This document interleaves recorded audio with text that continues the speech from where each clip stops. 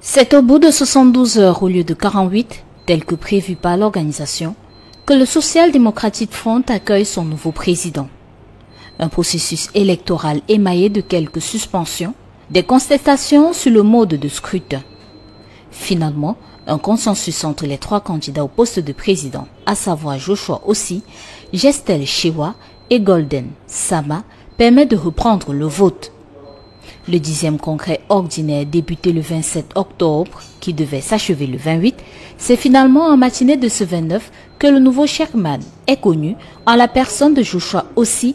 Il promet de travailler à une plus grande éclosion du parti. L'immense opportunité, l'immense chance de pouvoir le faire sur un socle très solide qui a été mis en place par notre feu chairman Nijon Frundi de regrettée mémoire. Et je pense que se basant sur ce fait, nous allons, toute l'équipe qui a été mise sur pied, nous allons travailler tous ensemble pour être encore plus forts demain. Joshua Ossi est député à l'Assemblée nationale, opérateur économique et ancien candidat à l'élection présidentielle de 2018. Il rejoint le SDF en 1991 et est élu en 2006 deuxième vice-président de ce parti. Avec son élection à la tête du SDF, il remplace Nijon Frundi, décédé en juin dernier. Il dirigera avec les autres membres élus du comité exécutif national les destinées du parti au cours des 5 prochaines années. Le Social Democratic Front risque de nous offrir un parti qui est totalement au bord du concubinage à ciel ouvert avec l'ordre dominant ou avec le parti au pouvoir pour des besoins de survie ou des besoins de sauvetage. Nous avons l'impression que la tangente qui a été tracée par Nijon Frundi, tangente soutenue par Joshua Ossi, cette tangente laisse l'impression d'un parti politique qui est prêt à tout pour sa survie, y compris l'hypothèse des accointances avec le parti au pouvoir.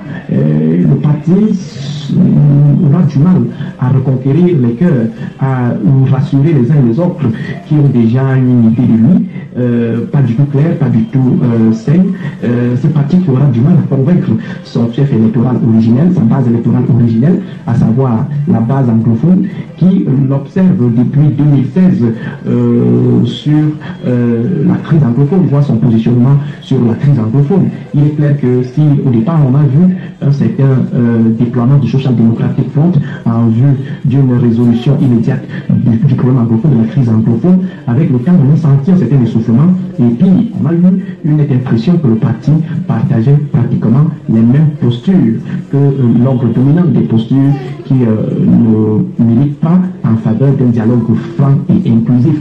On a donc cette impression que le SDF risque de connaître une déflagration, comme je le disais tout à l'heure.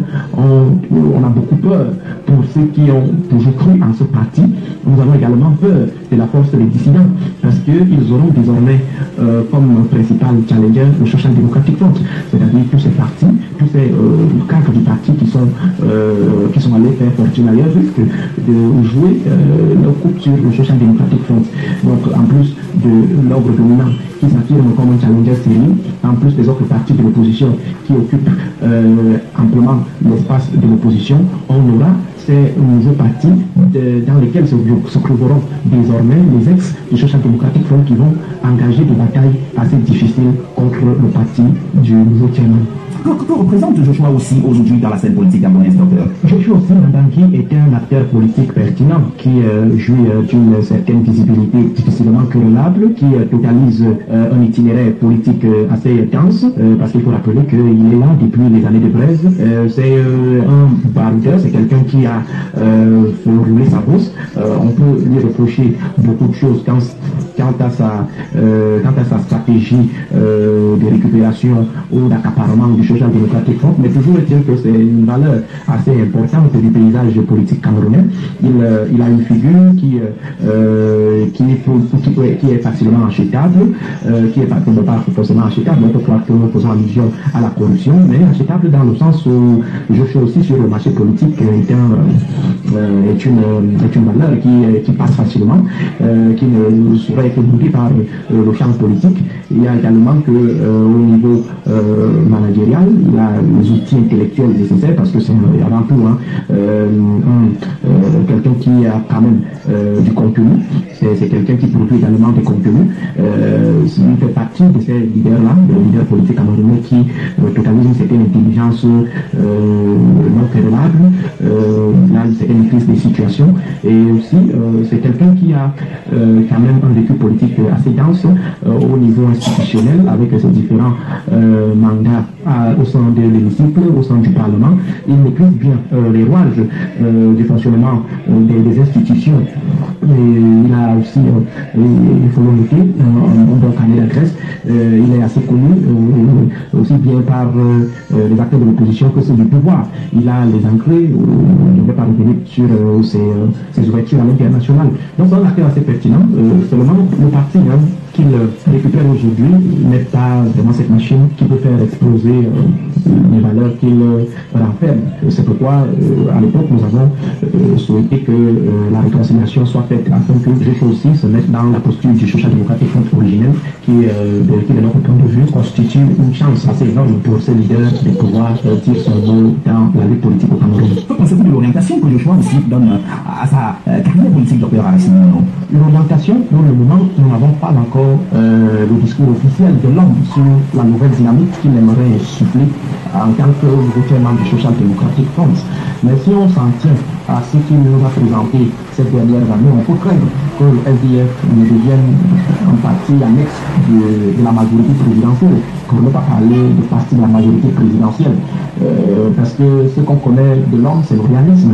C'est-à-dire que lorsqu'il a des objectifs politiques à atteindre, il ne les aime pas du tout sur les moyens.